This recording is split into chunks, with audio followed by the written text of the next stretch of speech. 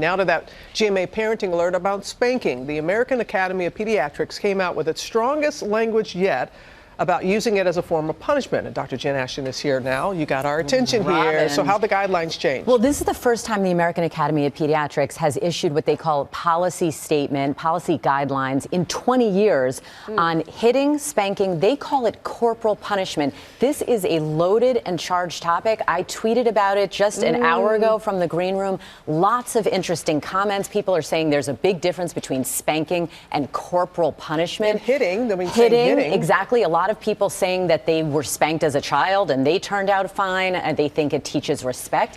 But I think there are more questions here than answers. The American Academy of Pediatrics is clear. They are against hitting, they are against spanking, they are against this form of corporal punishment as a means of discipline.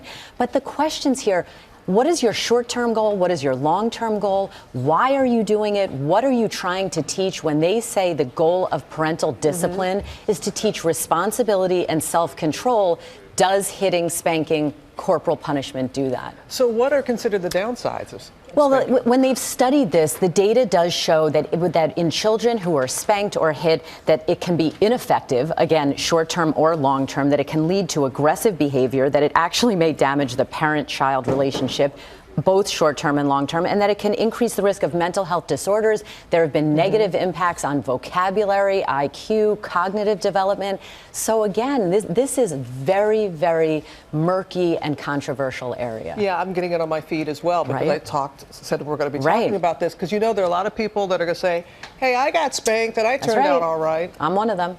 Yeah, but the verdict is still out how I turned out. But I think that the issue here for parents is because it can reflect both what's going on in the parent as well as situationally what's going on in the child. We have to give some tips to parents. If you find that it's getting out of control, talk to a professional, a social worker. Take a time out, not just for your child, but for yourself, and really focus on the bigger issues, what you're trying to show them, and take steps to lower your stress, because that may be all you need. For me, I had a son who was 6 feet tall when he was 14 years old, so I said, what's the end game here? If I try to spank him, he's already bigger than I am. Yeah, but spanking a 14-year-old, rather the size, I think that, when I think of spanking, I'm thinking of younger. Yeah, right. Younger. I think the conversation is going to continue for us online, Robin. People are really interested in weighing in on this. Okay. And to do it responsibly, because it scares me when you talk about hitting and saying that. No. And I think any parent is just trying to do the best they can for their parent, for their parenting role and for their child. Yep, we'll continue. Yeah. All right, Jen, thank you. You bet. The verdict is out. You're great.